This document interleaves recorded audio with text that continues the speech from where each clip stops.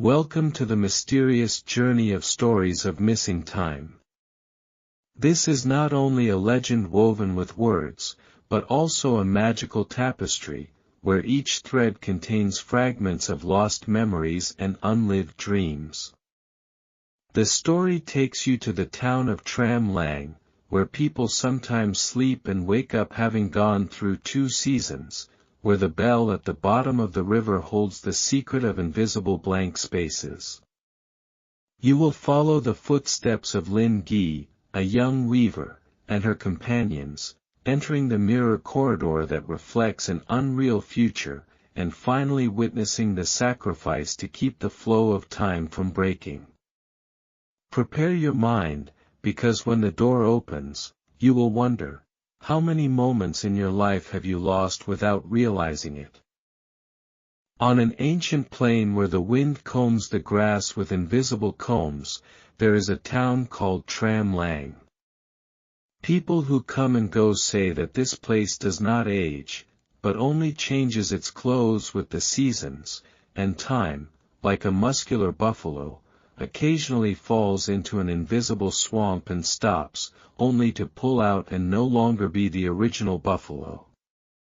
In the middle of the town is a gray stone bell tower, moss-like green scarves wrapped around the tower's neck, and the bell is cast from an unknown metal. Every time the bell rings, the sound not only swims through the air but also penetrates the soil, underground water, crow bones, willow roots, and then lies still like a gentle curse. One windless afternoon, when the sun poured sunlight on the stone steps like honey tilted to the mouth, Linh Nghi stood in front of the bell tower, mentally counting the cracks in the door frame. She was the youngest silk weaver in the village, famous for her silks as thin as mist and as durable as dewdrops on thorns. Her mother said she had probably learned to weave from spiders who wrote poems, and her father, a ferryman on a river that only flowed at night, said no one taught anyone anything, only the thread in his hand guided his hand. That day, Linh Nghi went to the tower to see Mr. Lamb, the bell-keeper. Mr. Lamb had hair as tangled as moss nesting on the stone slabs and eyes the color of cold tea. It was said that he could measure the length of a tree's shadow by the smell of moss, and the age of sadness by listening to a sigh passing through the stairs. He never spoke much, except when his mind wandered into uncharted alleys. "Sir," Linh Nghi said softly, as if afraid to wake a bird sleeping in the echo. "These days there are empty spaces. White. I was weaving and found my hand touching the finished silk. I looked out the window, it was dark. I don't remember anything." Mr. Lamb placed his bony hand on the bell's rim, as if placing his ear on the chest of a giant animal. "There are days when time is like a fish slipping out of a net, turning its head, swallowing its own tail," he said. "Those empty spaces are not empty. They are so full that the naked eye cannot bear it." "Why did it happen?" Linh Nghi asked, though she knew he rarely answered questions that demanded a reason, "Because this place has been promised for too long." He replied, half to her, half to a soundless crack in the bell. "And because someone has returned." On the lower steps, a man passed by, a merchant carrying a basket of dried plums on his shoulder, a whistle made of bird bones around his neck. He paused, tilting his head as if he heard footsteps going up the hill. "Rumor has it that the riverbank sighs tonight," he said, looking at no one. "Rumor has it that those who think they are only sleeping have slept through 2 seasons." He chuckled dryly and continued walking, his feet searching for a hidden stone. That night, the wind blew the scent of mint from the wild fields into Linh Nghi's yard. She set her loom by the window, the thread running through her hands like a stream through a small cave. Everything was so quiet that she could hear the lizards walking on the roof. She remembered Mr. Lamb's words, but her memory was like a lamp burning with oil. She wove a pattern of wind-trapped birds, bordered by waves as thin as the eyebrows of the moon. And then, no knocking, no shadow, no wind, she blinked. When she opened her eyes, the silk was rolled up, resting on her head like a child sleeping soundly. On the table was a bowl of cold porridge, next to the stove was a pot of water that was almost empty, under the porch were the dry leaves of a tree that did not bloom this season. The moon had aged at least 3 nights. She was neither tired nor hungry, only hearing something in her ears like a slow bell ringing, so slow that between 2 sounds, 1,000 seasons would fall. She ran to Mrs. Zhang's house, the genealogist of the whole region. Mrs. Zhang lived with a group of timid cats, and in her left hand she always held a red string connected to an hourglass. She looked at Lin Nghi. Her eyes dim but sharp as needles. Who else forgot the time in their pocket and dropped it down the drain, she muttered, pulling her in. Sit. Tell. When she finished listening, Mrs. Zhang slowly tilted the hourglass. The sand did not fall. Not a single grain would pass through the neck of the bottle. She tilted it to the left, then to the right, then put it down on the table, frowning. A few days ago, there was a rooster crowing with a different voice, she said. Some people in the village said they saw the sun rise twice in the same morning, but no one could remember which came first. She put the hourglass to her ear, as if listening to a conch shell. Maybe it's time to open the grave and hear the bell ring. Which bell? Lin Nghi asked. The bell at the bottom of the river, she answered softly, afraid to wake up the drops of water. In the place where the river flows from night to day. Mr. Lamb knew the way, but no one dared to go. Not because it was dangerous, but because they would grow old in places no one could see. Rumors spread like a chill through the town. Some complained that they had spent the whole afternoon picking mushrooms and when they returned, the rice cakes had fermented through a Tet holiday. Some stood in front of the mirror cutting their hair falling before touching the ground before their beards were already white. Some, like a blacksmith named Dan, said that he had just looked up from the fire when his newborn child ran out into the yard. He was neither angry nor happy, he looked at those little feet as if looking at a newly separated river, and in his eyes there was something both lost and sought, on the riverbank at night, where the river rose to the surface at night. Flowing lazily over the rocks like a dreamy water snake, Mr. Lamb stood listening. Beside him were Lin Nghi and Mrs. Zhang, along with a few others, the blacksmith Dan, silent as a tree, the little girl Swan carrying a bundle of unlit paper lanterns, and the merchant with a whistle squatting on the rocks, dropping each dried plum seed into the water as if counting the pulse of a giant creature at the bottom. In the sky, the stars were revealed like carp eyes. It's been a long time, Mr. Lamb said softly. But you can hear it if you're quiet. They listened. The sound of the river was not the sound of water sliding over rocks but the sound of light footsteps stepping on invisible steps. There were even breaths, the sound of cloth brushing against the wall, the sound of something heavy being dragged toward the darkness. In those sounds, Lin Nghi heard a whisper, "It's not lost."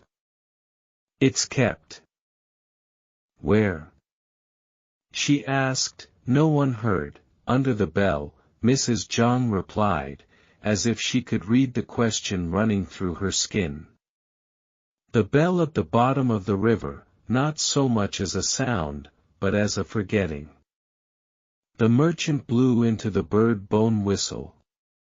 No sound came out, only a circle of steam that bloomed on the river surface and then dissipated. Some people want to take away the moments of mud and sweat, he said, his eyes looking away.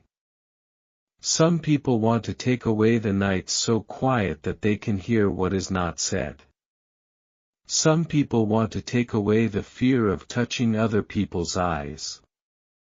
He curled his lips. It was unclear whether he was sad or sarcastic. But someone took it too far. Mr. Lamb placed one hand on his heart and one hand on the water. If the bell at the bottom of the river is lifted, he said, the white spaces will open. Who will go with you? Dan nodded. Mrs. Zhang tightened the red string around her wrist. Little Swang hugged the unlit lamp like a sleeping butterfly. Lin Nghi said no, then yes, then silence, then finally nodded like a willow branch succumbing to the wind. They walked along the riverbank until the water no longer reflected the sky but stone steps. There, the sand was as fine as flour and the mist tied the reeds together with threads thinner than questions. Mr. Lamb lifted a layer of moss, revealing the edge of an old well, not round but polygonal. Each edge tightly holding an iron seal in the shape of lost writing. On the surface of the seals, very small handprints were crooked, like those of unborn children. No one opens it by force. He shook his head. It must be opened by what has been hidden. Mrs. Zhang placed the hourglass on a stone slab and touched it lightly. The sand still did not fall. She turned to Lin Nghi. What has been hidden? She asked, her voice as soft as an old blanket. Lin Nghi thought of the finished silk without any steps, of the bowl of porridge that cooled by itself, of the nights she didn't remember. She took out a very short spool of thread from her handkerchief, so thin that even the sunlight couldn't reach it. I don't know when it was woven, she said. I don't remember when it started, I don't remember when it ended. She placed the spool on the edge of the well. As soon as the thread touched the stone, a long sigh sounded beneath their feet, like a plant stretching after a long sleep. The first seal popped out, falling soundlessly into the water. Little Swang ran to place the paper lantern bundle on the second side. Even though no one had lit it. A light seemed to come from inside the paper, then went out. The second seal popped out. Dan took off the black iron ring he had worn since their wedding day and placed it on the third side. The ring wasn't heavy, but the stone breathed, and the third seal moved. The merchant looked around, took out a key from his pocket that was as rusty as an old maple leaf. I don't know how to open anything, he said, placing the key on the fourth side. But it was locked. The fourth seal popped out, floating away like a small fish. One more, Mr. Lamb said, his hand still in the water. Need the deepest one. They all looked at each other. Mrs. Zhang gently stroked her hair, exhaling. I put away my youth to keep all the names in the book. She whispered. But it's not in the bag. Then she looked up at the imaginary bell tower looming somewhere in her head, and her eyes darted like the shadow of a kite. Maybe I have to pay with a name. Whose name? Ask Dan, of the town, said the merchant, his eyes suddenly as sharp as a newly sharpened knife. For years, we have called this place Trạm Lặng. But that is only a name. The real name has been taken away with the bell. Without a name, it slips between the seasons like a boat slipping its rope. He bent down, touching the edge of the stone. Give me back the name, and the seal will fall. How can I know? Asked Linh Nghi, her heart beating like a baby bird. Ask the bell keeper, replied Mrs. Zhang, her eyes fixed on Mr. Lamb. Mr. Lamb was silent for a long time, as if each minute was a year of falling leaves on his shoulders. That name does not belong to the language of people today, he said. But it can be sung. If sung, the singer will forget something they love more than their own name. And that thing will lie at the bottom of the water, like a new stone. Let me, said Linh Nghi, before she knew what she had said. If I forget, I still have the thread in my hand. She did not dare to look at anyone. She saw before her the edge of a silk cloth, where the knots were as small as buds. Are you sure? Dan asked, his voice as heavy as a hammer on the table. No one is sure, the merchant chuckled, but the laughter did not make a sound. Only the wind knows its way. Mr. Lamb nodded, his hand leaving the water. Sing, he said. But when your song touches the water, do not think of anyone. Linh Nghi closed her eyes. She did not know the words, but the words came like little birds rushing through a cave, syllables that were not speech, folds and unfolds like the way a river hugs rocks, strings that vibrated like silk on a loom. She sang of mornings more than once, of a moon rising in a well and another climbing from a tree, of fingers that remembered their craft before they learned it, of a bell tower standing in the mist like a wife waiting for her husband at sea.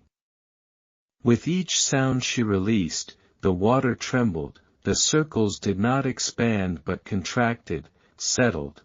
In her heart, there was a frameless picture, her mother's face smiling as the wind shifted the wooden hairpin. Her father's hand dipping the oar into the night river, the foam like cold sparks.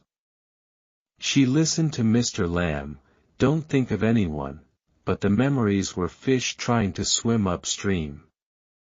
She sang louder, trying to cover up the flapping of her tail in her heart. And just then, the fifth seal fell out, the mouth of the well opened. It was not dark, was a very old light, like the shine of bones, rising.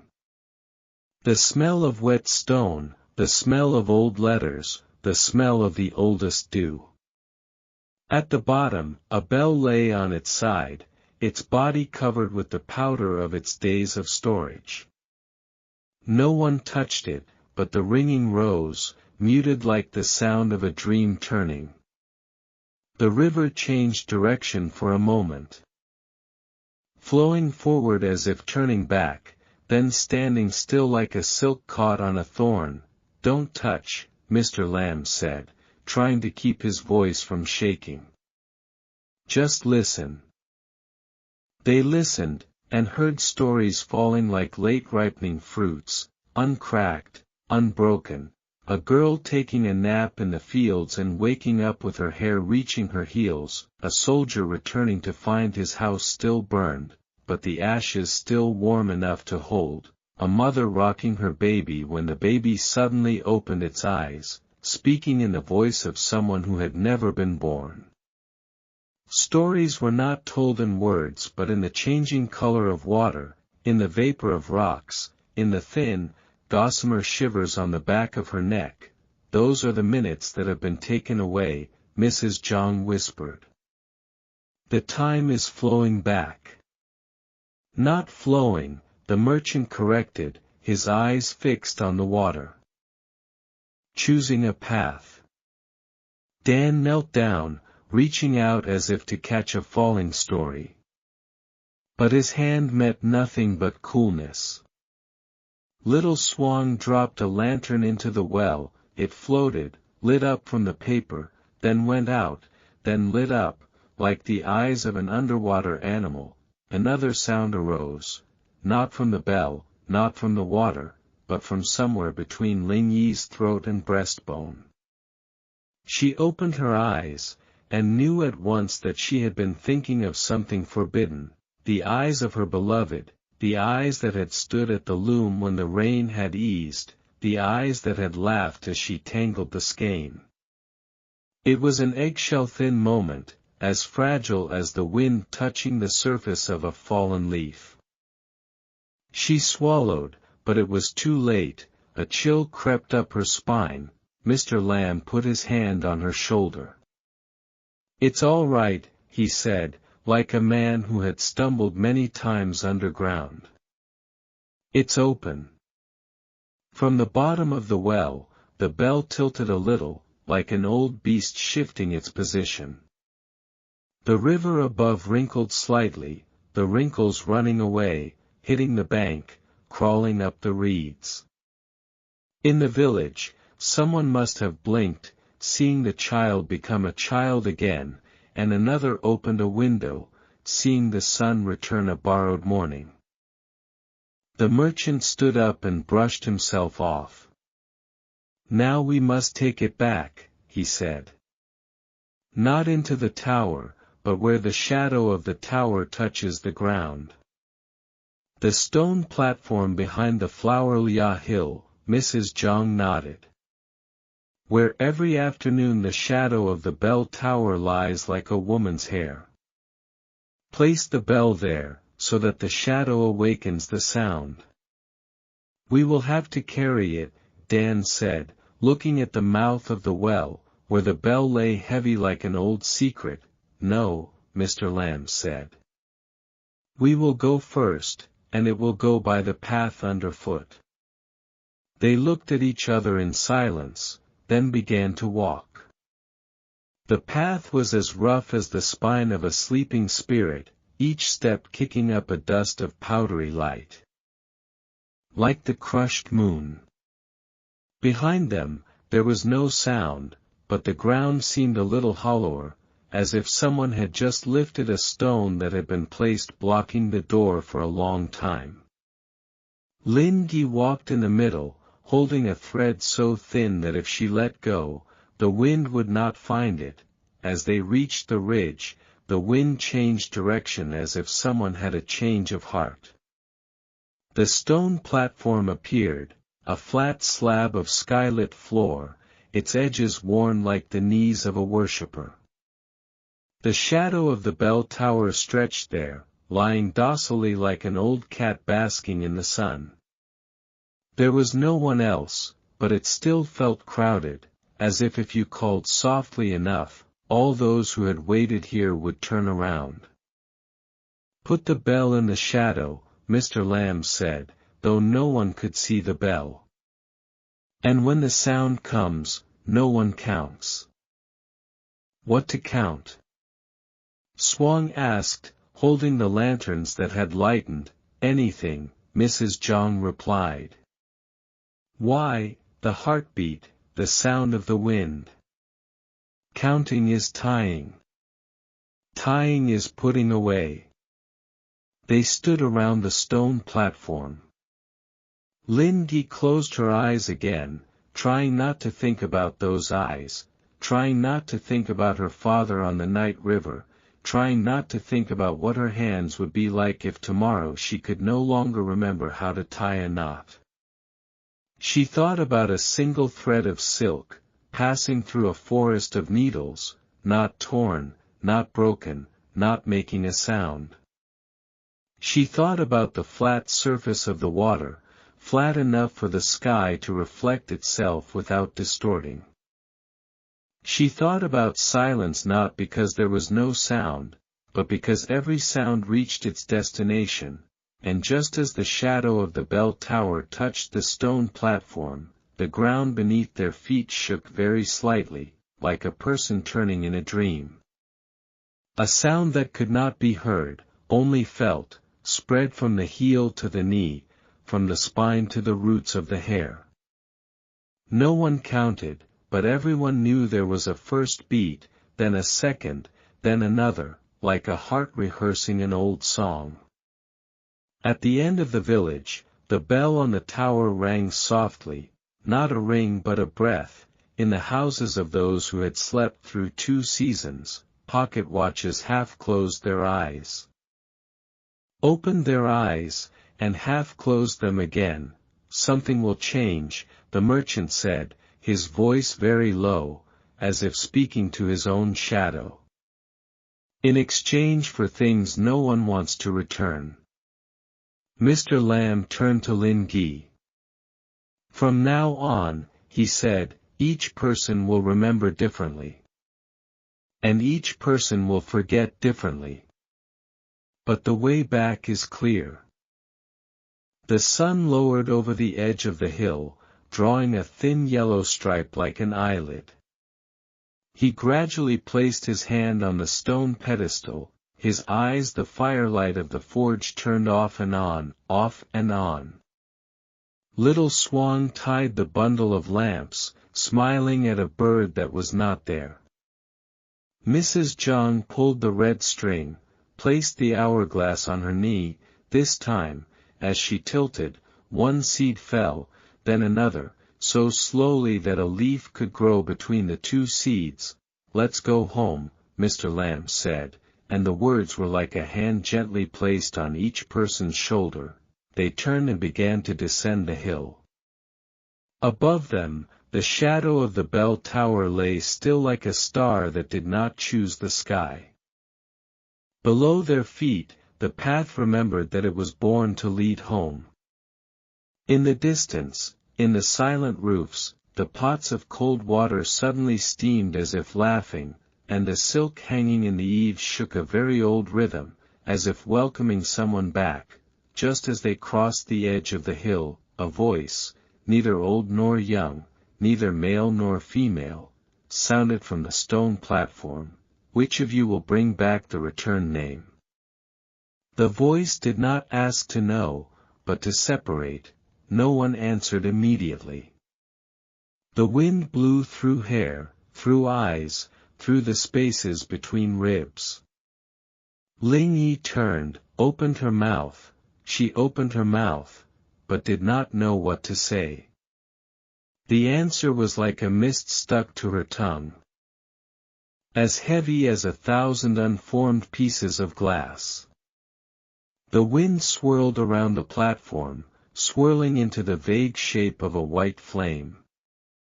The voice spoke again, this time clearer, as if pouring straight into the bones.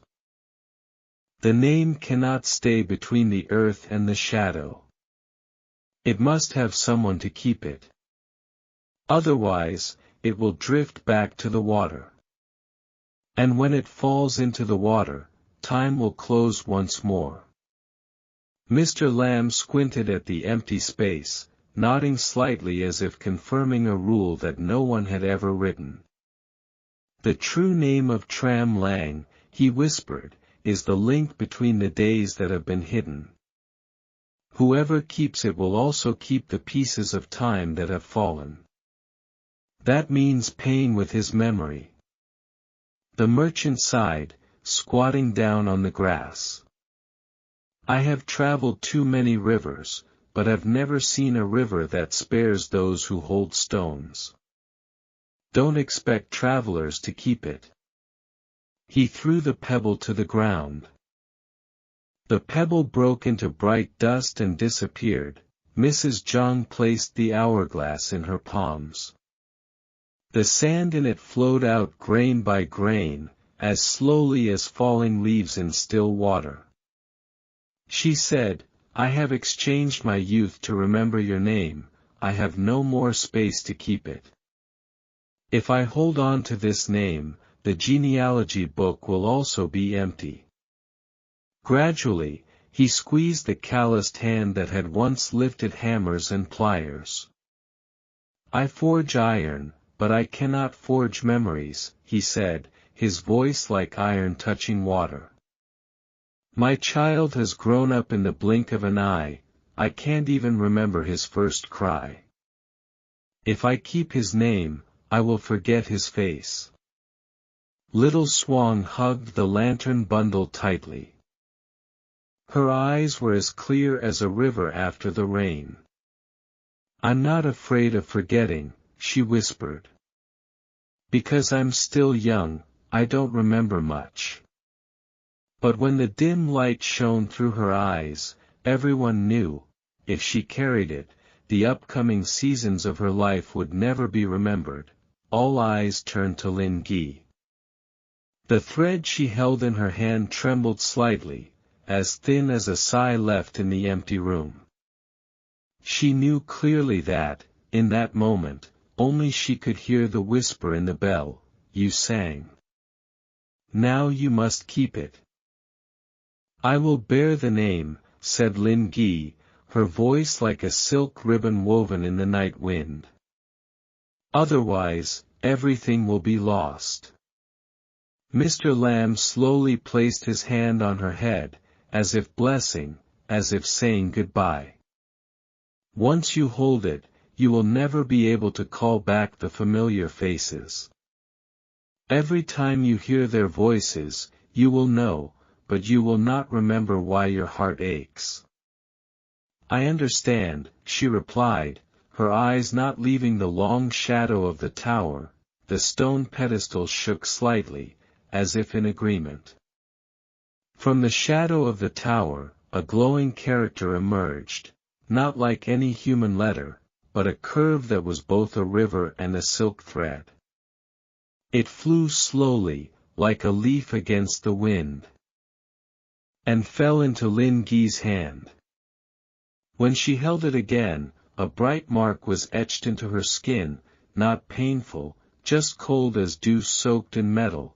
At that moment, a figure blurred in her mind, the face of the person who had stood by the loom, the eyes that had smiled at her. She suddenly knew she had forgotten, and the pain was as thin as a knife blade touching a thread. But she did not cry. From under the stone pedestal, the bell rang again, the invisible sound spreading out. On the top of the tower far away, the moss-covered bells echoed, merging into one.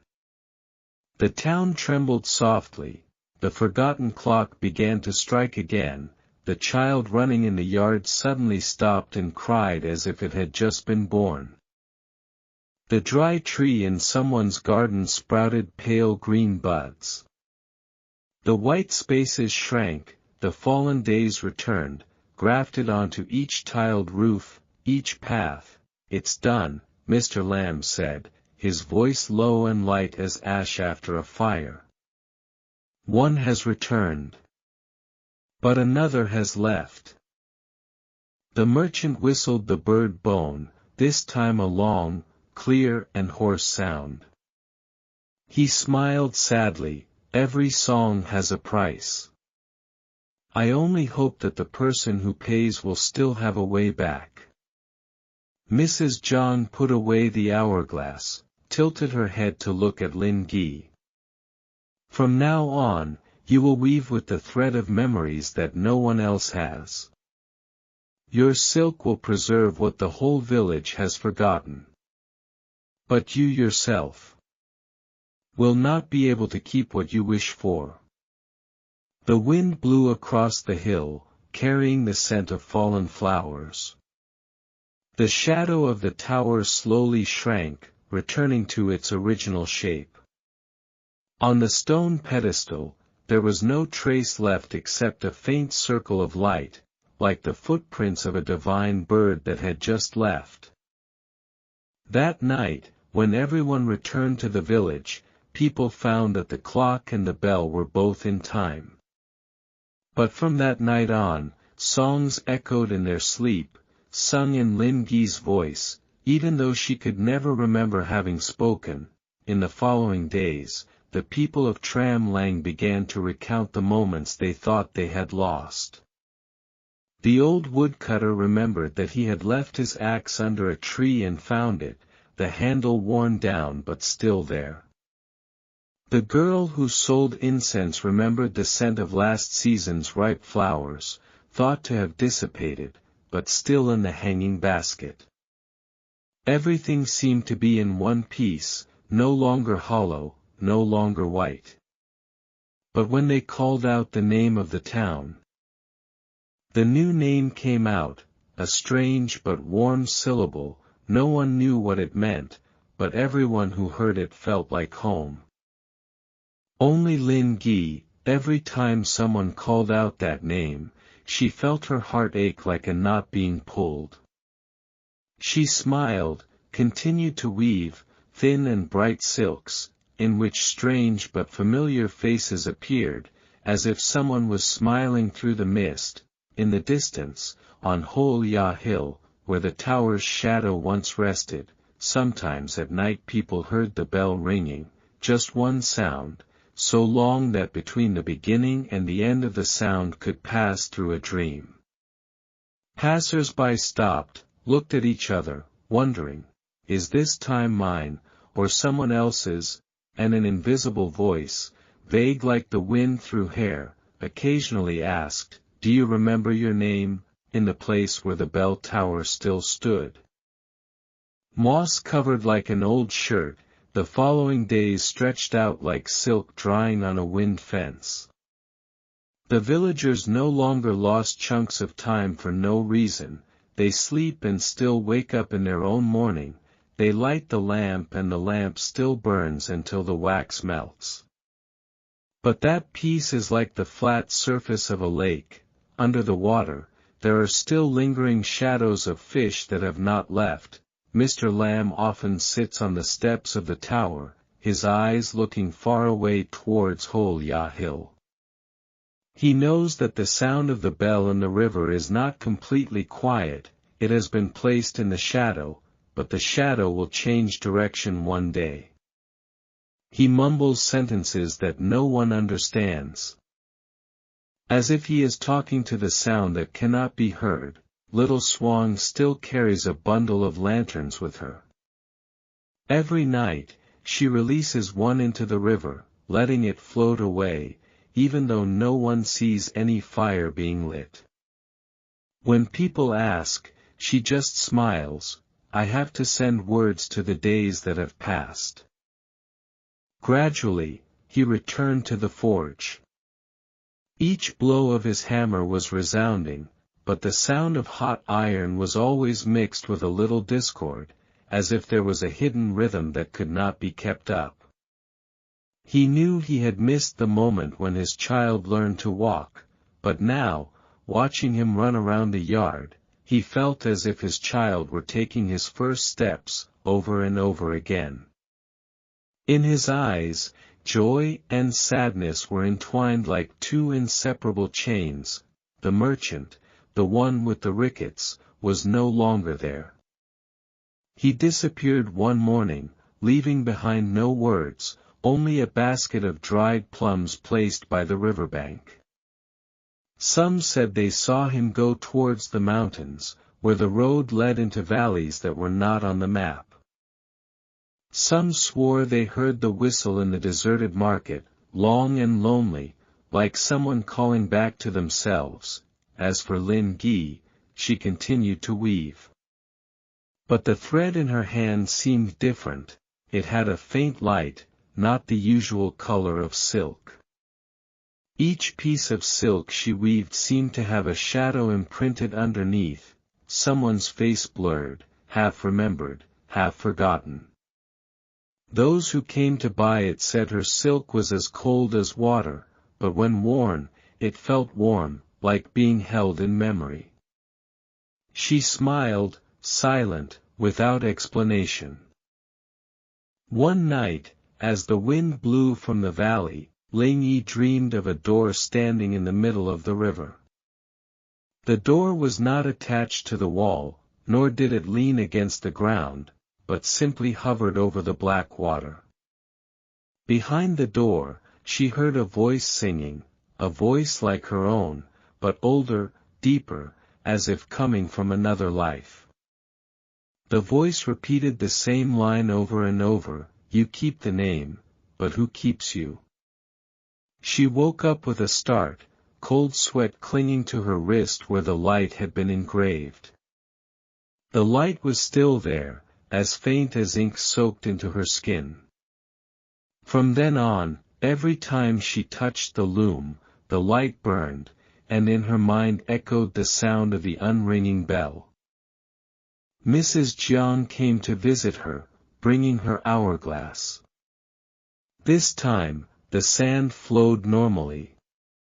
But when she turned it upside down, the grains of sand fell in a pattern, a circle cracked in two, and in the crack was white space. She looked at it for a long time, then said, "Not all has been patched together. A crack remains, and it waits for the day to open." "What day?" Lin Nghi asked, her eyes wet like water in a silk tray. "The day the shadow of the tower no longer coincides with the tower," she replied, her voice trembling. "The day the light changes direction." Rumors spread through the village, like wind through thatched roofs, that someone had seen the sun rise from the west. That a child had closed his eyes and slept under the porch, but when he woke up, his hair had a faint silver streak. Everyone whispered, but no one dared to speak loudly, for fear that time would lose its way again. One afternoon, Lin Nghi stood in front of the bell tower, looking at the tower's shadow.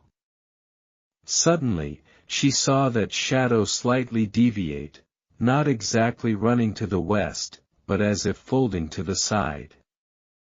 In that moment, she heard the question from her dream again, "You keep the name, but who keeps you?"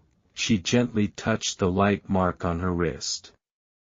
It became hot, trembling slightly, like a fish struggling out of water. And from the tower, the soundless hum echoed again, hitting her heart. She knew, the road had not ended. The pieces of time that had been put away had not all returned. And the shadow of the bell in the river, though it had been placed on the stone pedestal, still sought to breathe. That night, when the village was asleep, she quietly walked to the riverbank at night. The water flowed silently, as if waiting for someone to call her name. She bent down and whispered, "If there is someone who must keep me, please show yourself." Instantly, the river shook, and a figure appeared, dim as smoke, but with eyes that looked straight at her, eyes so familiar that she wanted to call out the name. But her memory had lost the name, and the figure smiled. Those eyes were as bright as two broken moons still covered in mist. The shadow's smile was neither happy nor sad, just like ripples touching a conch shell. Lin Nghi stood still, her heart beating like a loom weaving itself. "You forgot me," the shadow said, its voice echoing from a deep well.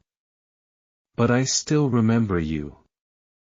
Because I am the time you exchanged." Lin Nghi trembled. "Who are you, the one you once called by name, a name you no longer keep?" "I stayed with the bell when you sang. Now, when the shadow of the tower is tilted, I am allowed to rise." She wanted to cry but couldn't. The bright mark on her wrist was hot, spreading straight to her chest. "What do you want from me?"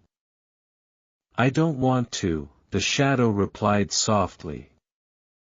"I only ask, who will keep you now, the one who kept your name? If there is no one to keep you, you will gradually fade away, like a thread in the wind." The wind blew through the reeds, carrying the smell of damp earth and the breath of the past.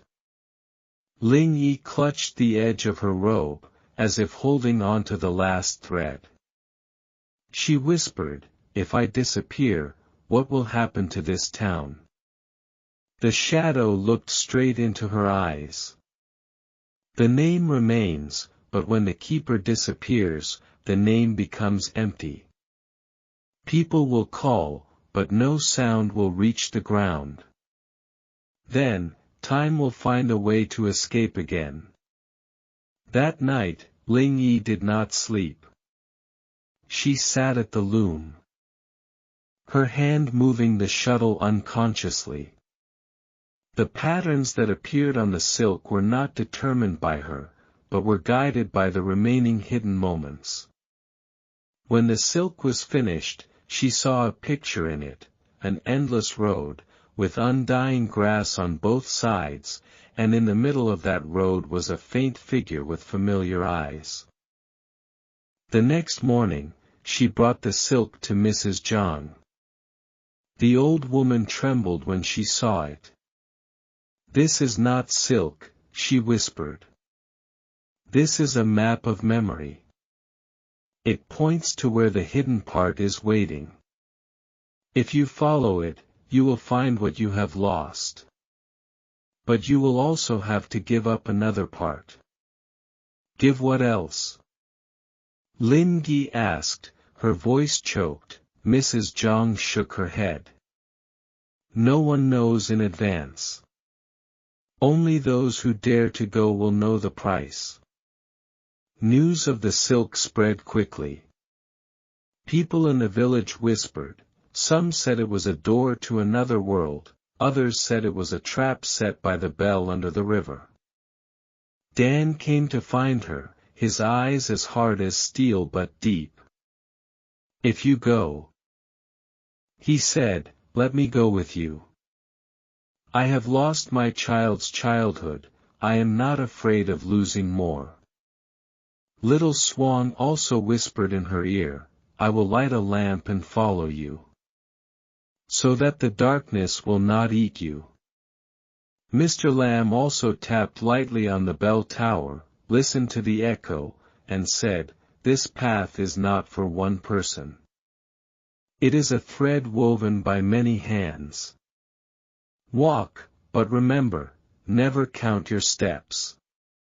The next moonlit night, they walked together following the pattern on the silk. The path appeared real, stretching across a never-before-seen field, where flowers bloomed and withered in the same breath. The wind whispered in the voice of their lost loved ones. With each step, the land changed color, sometimes lush green, sometimes red as coal, sometimes as clear as glass. Lin Nghi walked in the middle, the silk rolled in her hand. The light on her wrist led the way, brighter than the moon. Beside her, Dan silently held the forging hammer like someone holding a heart. Swan lifted the unlit lantern, but the light rose up on the paper. Mr. Lamb walked behind, slow as a shadow, but each step he took echoed like a breathing bell. Halfway there, they came across a calm lake. On the lake's surface, the reflections were not their faces, but the moments they had lost. Dan saw himself holding a newborn baby, the smell of milk and the smell of the stove mixed together. He trembled, reaching out to touch, but his hand met only cold water. Swan saw herself even smaller. Just learning to crawl, her eyes wide open looking up at the sky. She bit her lip, whispering, "If I touch, will I disappear into that baby?" As for Lin Nghi, on the water's surface appeared the face of the man whose eyes she could no longer remember the name of. That face smiled, but the smile gradually faded, disappearing like smoke. She was in pain, wanting to scream, but Mr. Lamb put his hand on her shoulder, shaking his head slightly. "If you call my name, I will lose my way." They walked silently around the lake, letting the moments fade away in the wind.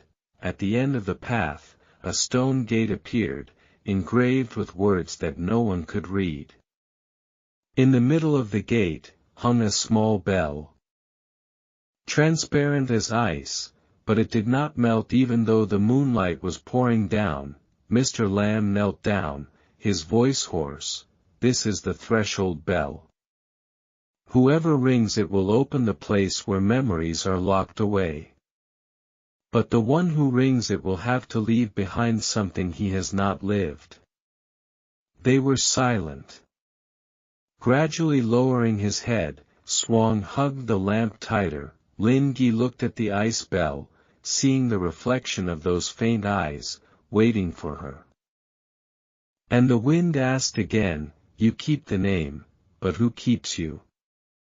The sound of the wind brushed the skin like invisible fingers.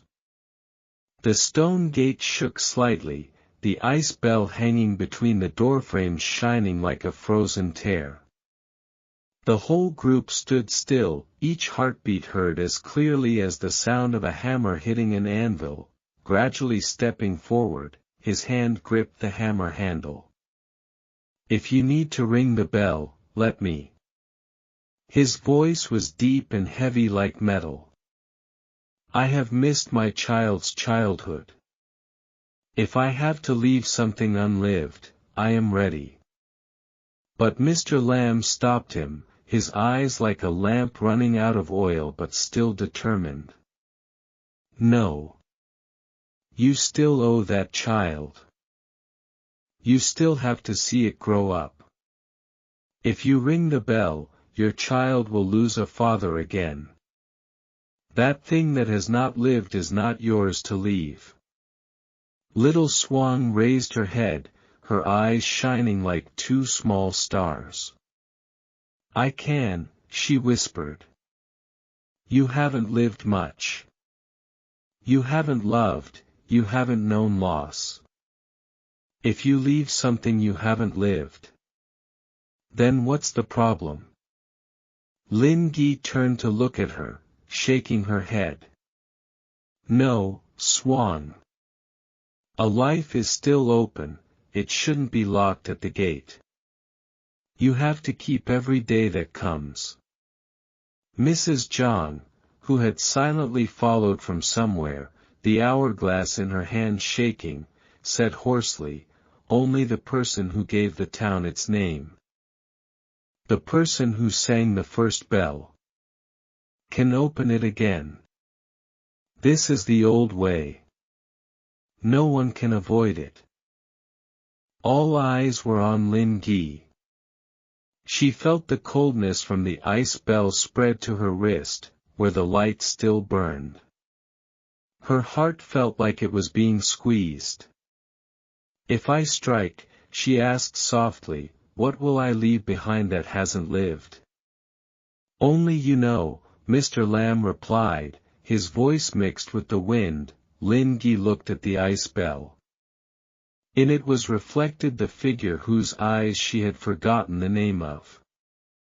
That person held out his hand, not speaking, not calling. She felt a tightness in her chest, and understood that what hadn't lived was the future with that figure, a future she would never touch. She bit her lip until it bled, then slowly stepped forward. "I will strike the bell." Gradually taking her hand, his eyes seemed to want to hold her back. But she just smiled slightly, placed her other hand on the hammer in his hand, and whispered, "Use my hammer. Just once." He couldn't refuse. He handed the hammer to her. Linh Nghi lifted the hammer, slowly striking the ice bell. The sound that rang out was not the sound of metal, but the sound of the wind breathing, the sound of falling leaves, the sound of a person's heart stopping for a beat. The bell rang in silence, and the ground opened up under the gate. A stream of light erupted, filled with fragments of memories that had never been lived, smiles that had not bloomed, hugs that had not been given, dreams that had not been fulfilled. They flew up, swirling around everyone like a flock of birds of white fire. One of those fragments flew into Dan's heart. He saw his child growing up, strong hands placed on his shoulders. But the scene immediately faded, leaving a sweet pain in his chest.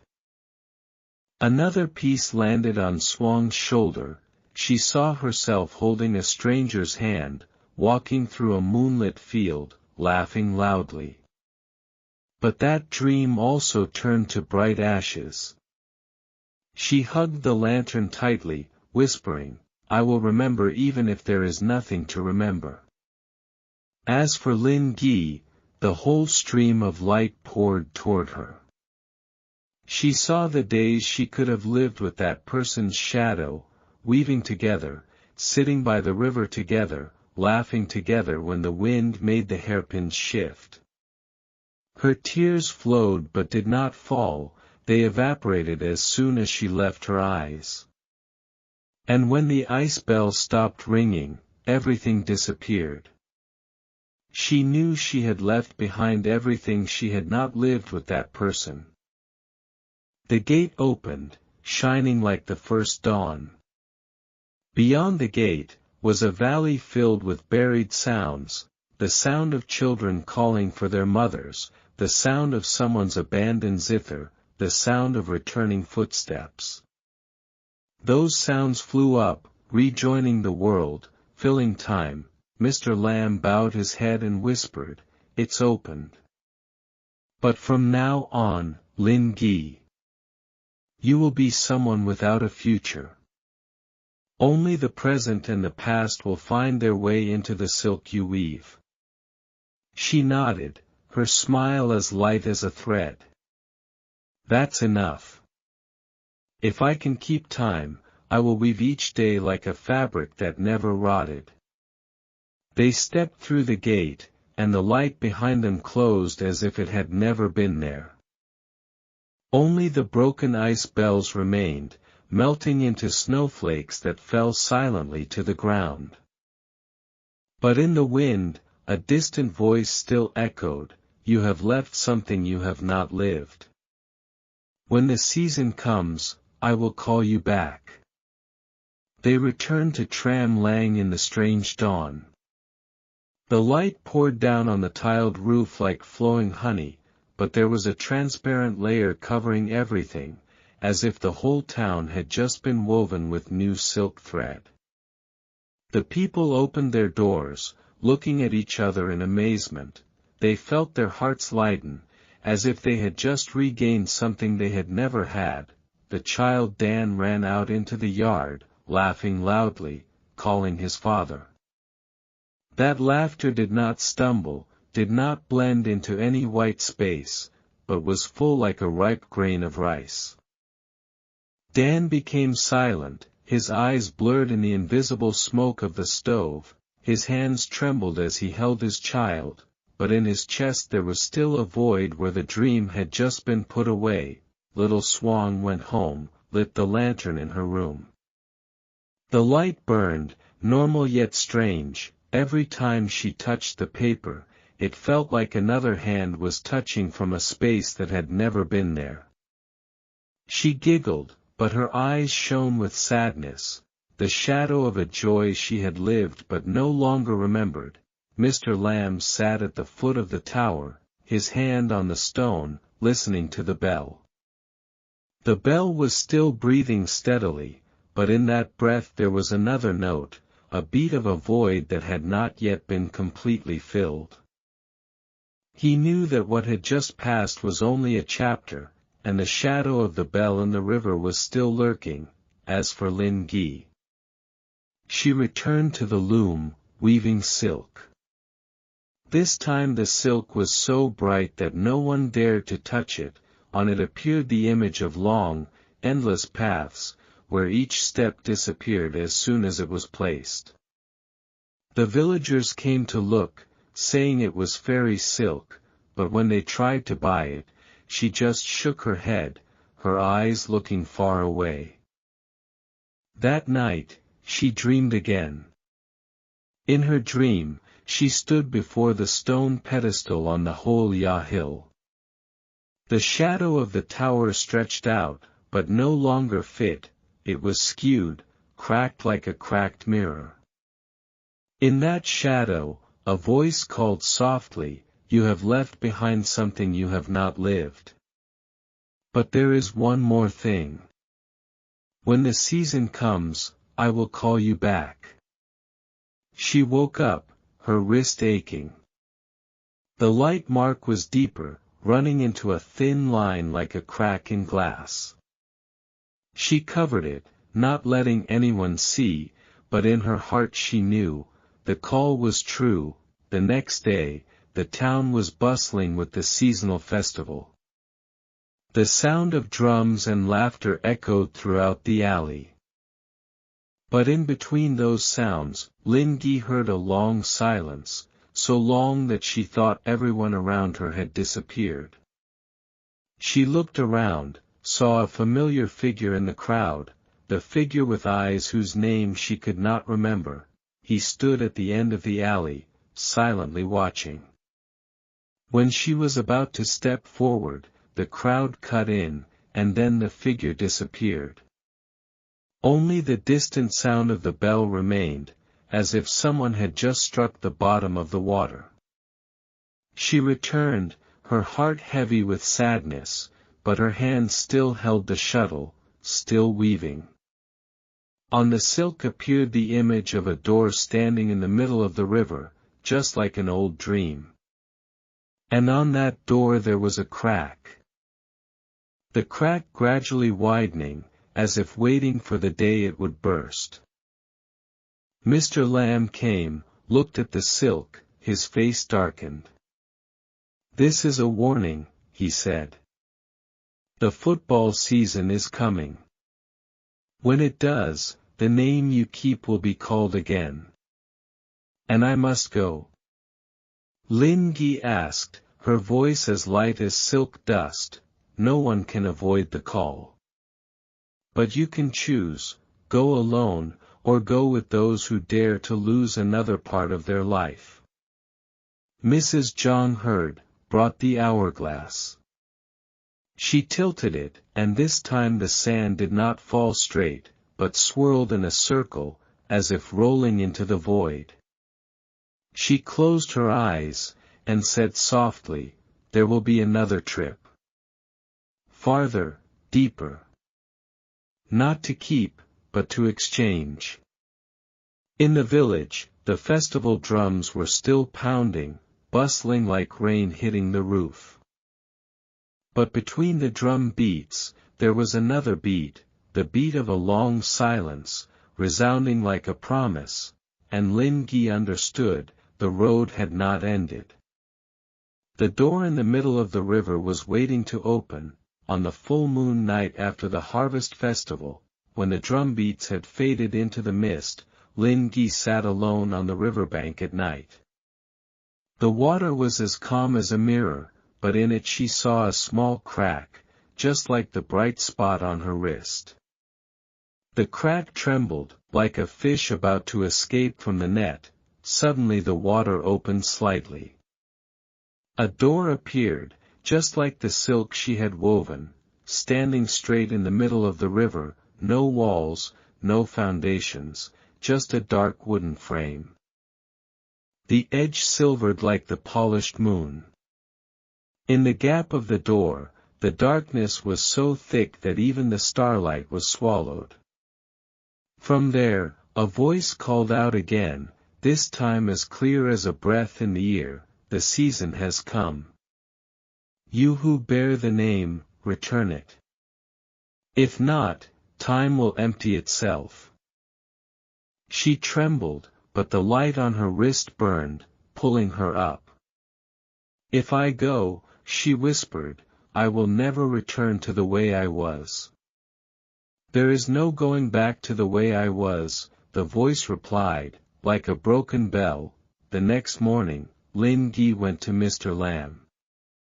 He sat at the foot of the tower, his eyes dark as if he had been awake many nights.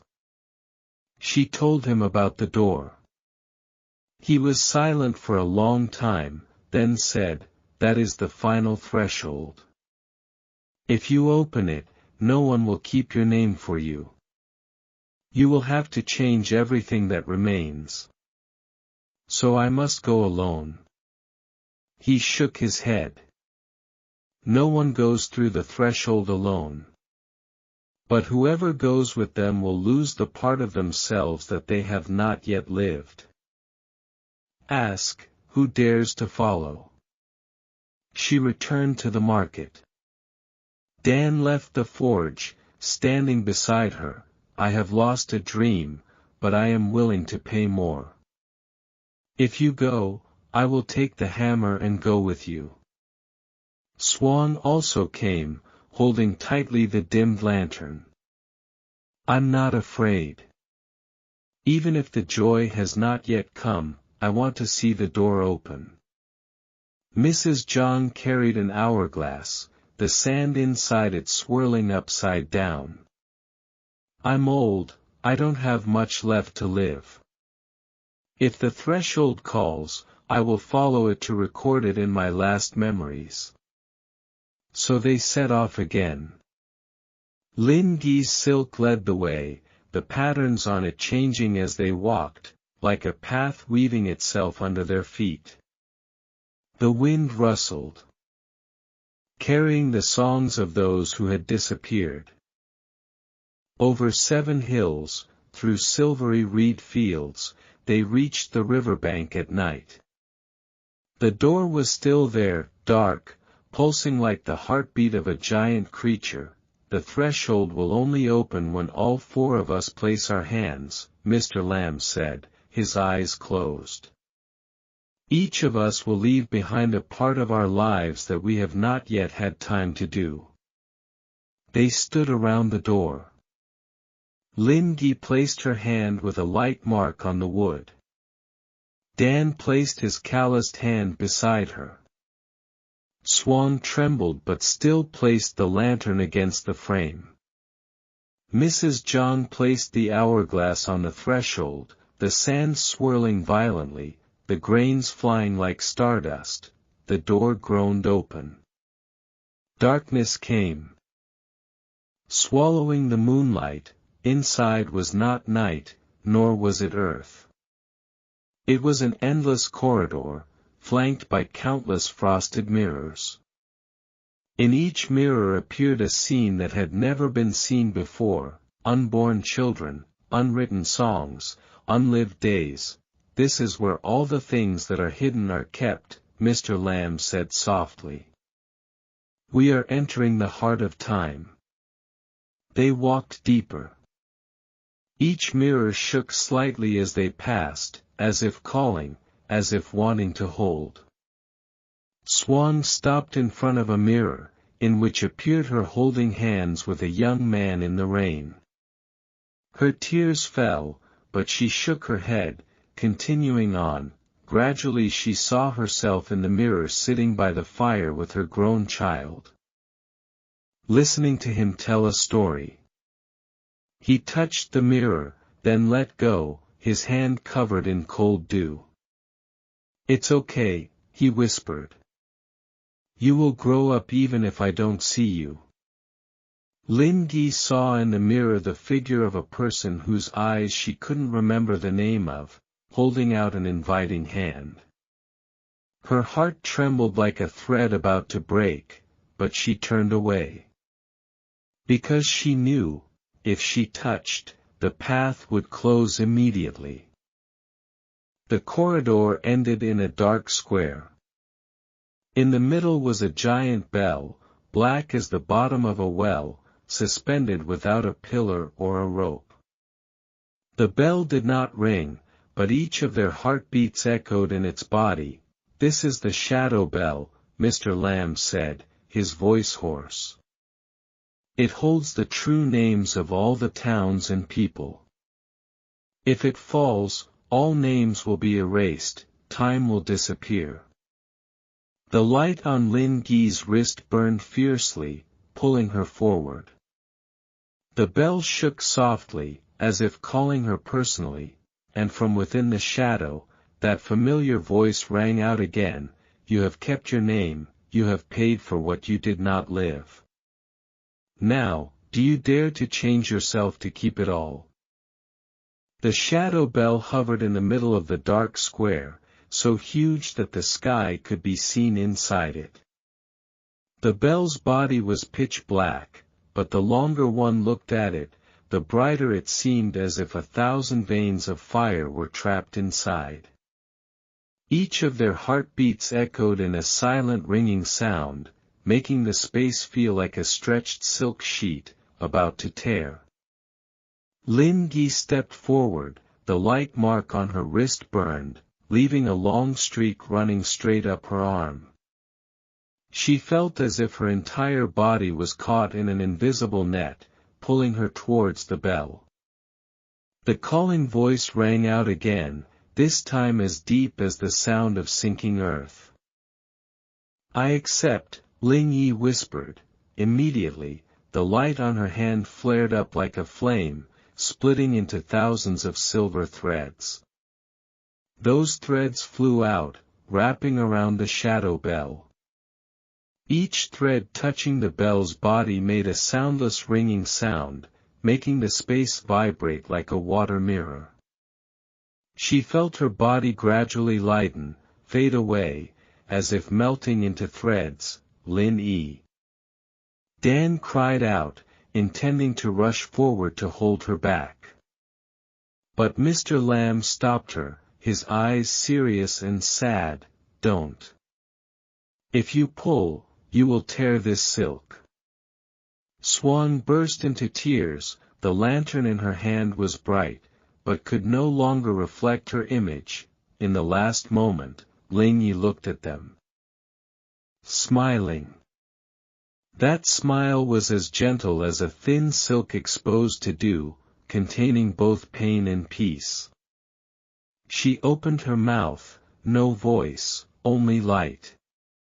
That light drew her into the bell, turning into a sparkling hanging string, keeping the shadow bell suspended, not falling, not breaking.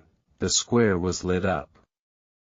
The mirrors on both sides of the corridor exploded like bubbles, releasing countless sounds, unsung songs, unending cries, untaken footsteps.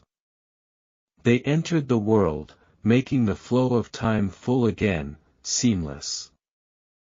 The shadow bell settled down, hanging with her soul. The sound spread everywhere, reaching even the silent station.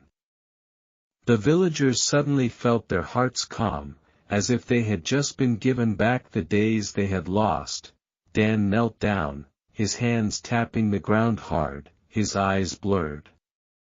Swan looked up, whispering, "You have become a string. But your voice will remain." Mrs. Zhang hugged the hourglass. For the first time the sand in it flowed smoothly, without swirling or clogging. She trembled. "The name has been kept. But the name itself, that girl, no one will remember." Mr. Lamb looked at the shadow bell, his eyes sparkling like a stone filled with water. "No one remembers the name," he said softly, "but everyone will hear the sound of silk shaking in the wind." The bell rang once more, then fell silent. The dark corridor disappeared, the square shattered into bright ash. They stood by the riverbank at night, where the door had closed. Only a silver thread remained, lost in the wind, crossing the sky, turning into a faint strip of light like a star path, and in each person's heart, a question still echoes: "You keep the name, but who will keep you?" The wind on the riverbank at night blows long like the breathing of the earth. The stone door disappears, leaving only the calm water surface, reflecting the starry sky. But there is a person missing. Linh Nghi has turned into the string that holds the shadow bell, disappearing from the naked eye. Gradually, she knelt down, her hands pressed to the ground until they bled. She didn't come back. His voice was choked like cracked iron. Mr. Lamb placed a trembling hand on his shoulder. She's still here. Every sound of the wind, every flutter of silk on the porch is her. Swan hugged the lantern tightly, the light inside swaying gently, as if someone was blowing softly. I hear your voice, she whispered. But that voice is everywhere, but not in my hand. Mrs. John looked at the hourglass. The sand flowed evenly, without swirling or clogging. Time has healed, she said, her voice like cold ash. But the price is a life gone. The four of them quietly returned to the village. The night road seemed to last forever, but each step touched an invisible melody, making the ground beneath their feet soften. At Trạm Lặng, everything had changed. The people saw that the seasons were no longer broken. The child sleeps and grows up just enough, the old man sighs and his hair turns gray by just one strand.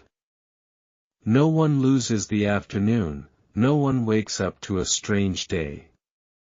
They rejoice, they laugh, they say that the disaster has passed. However, when the bell on the tower rings at dawn, everyone feels a nameless sadness passing through their chest. That sadness is as thin as a thread, but strong, unbreakable, gradually returning to the forge. The hammer in his hand is heavier than before. Each time he strikes down, the sound seems to echo from somewhere far away. He knows he has lost a part of his dream, but he forges on, so that the fire does not go out. At night, he looks at his sleeping child and whispers softly, "There is someone who keeps the days for you." Swan grew up quickly, her eyes shining like two lamps. She told stories to the children in the village, about the river flowing at night, about the bell tower that could breathe, about a silk-weaving sister who went into the shadows to preserve the name of the town. The children listened with wide eyes, but when asked, "What is her name?" Swan was silent, tears streaming down her face but could not say a word. Every day, Mr. Lamb sat under the tower, his ear pressed to the stone, listening to the invisible vibration. He said, "The bell still hangs, the rope is still tight. Whenever there is a crack, she pulls it to even it out. No one sees it, but everyone depends on it to live." The old and frail Mrs. John wrote the last pages of the family tree. Her hands trembled, the ink smudged, but she still wrote, "There is a nameless person who has become the rope that hangs time." If it weren't for her, Trạm Lặng would have disappeared into oblivion. Then she closed the book, sighing, "But this page will also be lost when I close my eyes. Because her name no longer remains in this world." One windy night, when everyone was asleep, a thin strip of light appeared in the sky, stretching across the sky like a silver thread. It trembled, but did not break, connecting the two ends of the horizon. People woke up to look and whispered, "Whose strip of light is holding us?" No one answered. But in the wind, there was a very soft ringing sound, ringing so long that between two beats a whole season of flowers could grow. That ringing sound is gentle, persistent, like an invisible hand weaving each moment, so that not a single day is lost, and from then on, Trạm Lặng was peaceful. But every time one stood under the bell tower, one would hear a question repeated in one's heart, never ending, "You keep the name. But who will keep you?" In the sky, the silver light was still quietly stretched, like a thread sewing between night and day. The villagers of Trạm Lặng gradually got used to it, as if it were a newly risen star.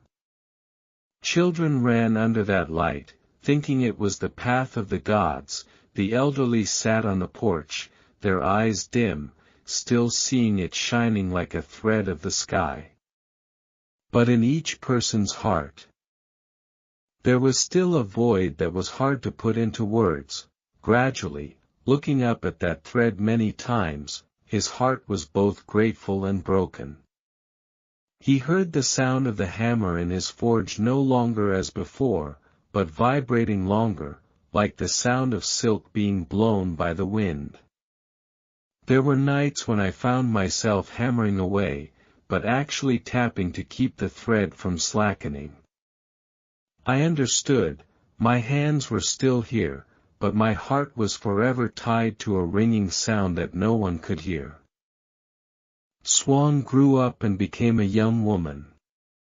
The lantern in her hand was no longer a game, but a fire keeper for the whole village. Every festival season, she hung dozens of lanterns on the tower, so that the light could connect with the silver thread in the sky. The villagers said, "This girl is the sister of the silver thread." But Swan never said anything, only smiled, her eyes wet as morning dew. Mrs. Zhang finally lay down, the genealogy book closed. The last page, where she wrote about the nameless person, the words had blurred like ink dissolving in water. But in her last breath, she still whispered, "Don't let anyone forget. Even if you can't call out the name, you must still remember that there is someone who keeps time for everyone." Mr. Lamb was old and weak, his back bent like a tower. Before he closed his eyes, he still pressed his ear to the stone of the bell tower, listening. And for the last time, he smiled, saying to the wind, "The sound is still tight. The string is still strong. That is enough." Over many generations, Trạm Lặng became rich, the crops were strong, time never broke. The people were happy, but in their dreams, the thin, silk-like sound still echoed. There were children born who could hum a strange song, no one taught them, but it sounded exactly like the sound of the bell under the river in the past. People called it the song that kept the name. One night, in the middle of the north wind season, the silver thread in the sky was brighter than ever. The whole village woke up and looked up. In that light, a figure appeared, faint, but everyone recognized it as a young woman weaving, her hands moving quickly, her smile as gentle as the new moon. No one remembered her name, no one could call her, but everyone shed tears. The old people whispered, "That is the one who became the hanging rope." The children shouted, "That is the one who keeps the days and months for us." And the whole village bowed their heads, silent as if listening to the bells breathing. That figure gradually dissolved into the thread, leaving behind a long sound, long enough to feed an entire rice crop, long enough to reach the lives yet to be born. From then on, Trạm Lặng no longer asked each other, "You keep the name, but who keeps you?" Because they knew, in every gust of wind, in every flutter of silk, there was an invisible hand weaving the days and months for them, forever. And legend has it that, every time the silver thread glowed in the night, if one listened deeply, one would hear the soft laughter of a young girl, a laughter that had no name, but embraced all of time.